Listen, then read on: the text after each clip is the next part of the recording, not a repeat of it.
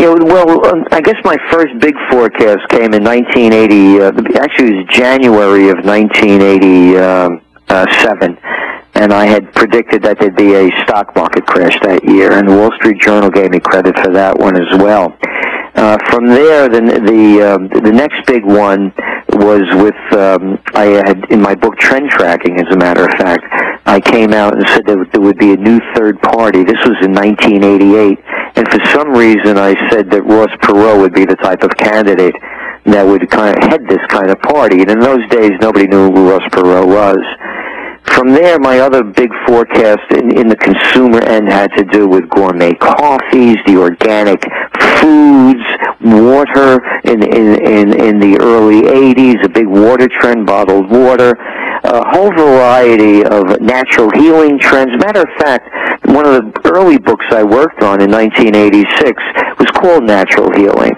So I got a very good understanding of that field as well. And again, this is what really differentiates me from a lot of the other trend forecasters, in that I get involved in a lot of the fields where I see things going and understand them at a different level. So those are some of the things. Then, back going into the economic crisis, we had then forecast the 1990 recession, how long it would last, and the 1997 foreign currency crisis, the dot-com crash. In our Trends Journal, we said in October 1999 that by the second quarter of 2000, we would have the dot-com bubble would burst, then the ensuing recession, and then this past November 7th, we took out the domain name panicof08.com. And we knew that there would be the panic of 08, and we also said that they were in our top trends for 2008, which came out on December 17th, 2007. We said that there would be an economic 9/11. And now we see that unfolding. What do you see breaking down the next 3 years? How do you see it unfolding? Now, again, folks, this is general. It can go from bad to worse. Or you can say the good, the bad, and the ugly. What is the best case scenario versus the worst case scenario? I mean, take that question any way you want. Those are just general thoughts I have. Well, and let me back up too, because we're only human here, and we don't see everything, and we don't make all the calls properly.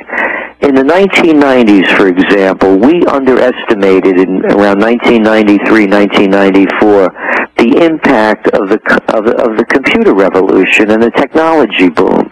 Now, any of us that remember back then, it was still in its infancy. And so, and they had that law, I forget the name of the law, where things increase at an exponential rate in technology far beyond what we had ever anticipated. So that's what's got us out of the 1990s recession, because we should have been in the shape we are in now back then, had it not been for that technological boom. Now, but isn't it also, I understand for time we're oversimplifying, but also they changed the banking rules in 93, 95, 99 to allow intensified fractional reserve banking and leveraging, so that also helped the bubble along. That helped the bubble along, and that created the big bubble that burst that we're in now, as you well know. Yeah. So, but just to give you the scenarios, yeah, we're saying we're going to go into a depression worse than the Great Depression, and here's why. And then I'm going to tell you why it cannot happen, or it may not happen. Yeah, there is a way to get out of this. There is a way to get out of it, but not through fiscal or monetary stimulus. If we have an alternative energy breakthrough beyond solar, wind, geothermal, biofuel that they like to talk about, whether it's something in cold fusion, zero-point energy, charged clusters, permanent magnets, hydrino power, something like that that's a productive enhancement that's as big as the discovery of fire or the invention of the wheel, then we get out of this economic mess. A whole new market, a paradigm-shifting development. You're saying minus that, we're in deep trouble. Minus that, we're going to go into the greatest depression, and here's why. Back when we had the last depression, most people didn't own homes. They didn't have all this burden that they're carrying now with taxes and everything else, insurance. Back then, people didn't have home equity loans. Matter of fact, we're probably both old enough to know when people had something called second mortgages, they were called losers. Back then, people didn't have credit cards. They weren't over $14 trillion in debt.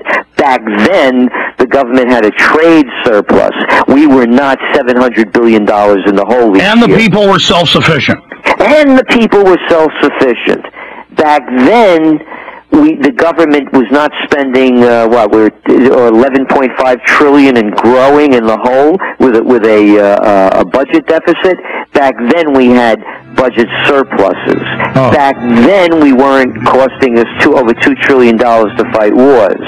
Back then we had a manufacturing base that when the Depression finally did end with the onset of World War II, we were able to manufacture ourselves out of it, and then later on the rest of the world. Gerald, stay there. Gerald Celente, trendsresearch.com is our guest. Stay with us. This is powerful info.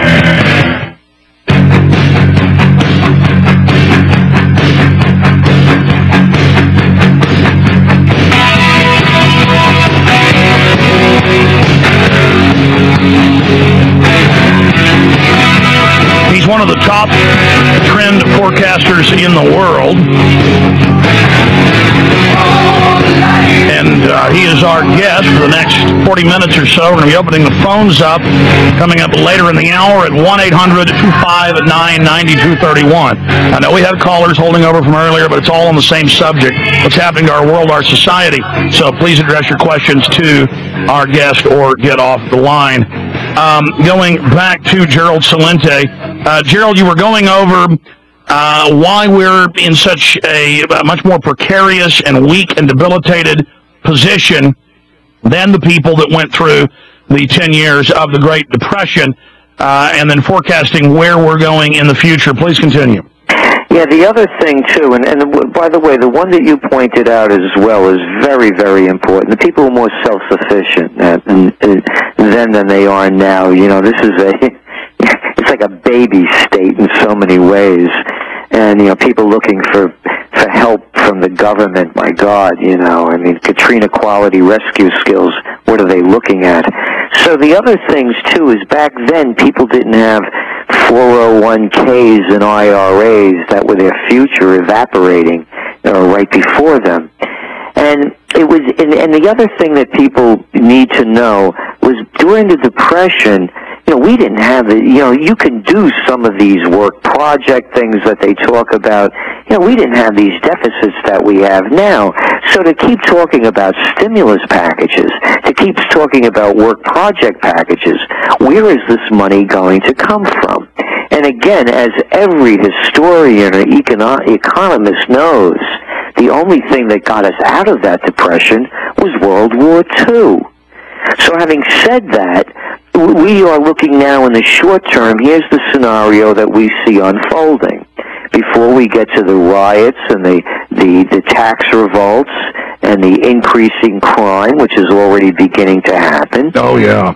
What we're going to see is after, we think the real breakdown is going to begin in February. That's our forecast. Because in February, we're going to now realize the shock of what has happened from a disappointing is putting it lightly, Christmas holiday retail season.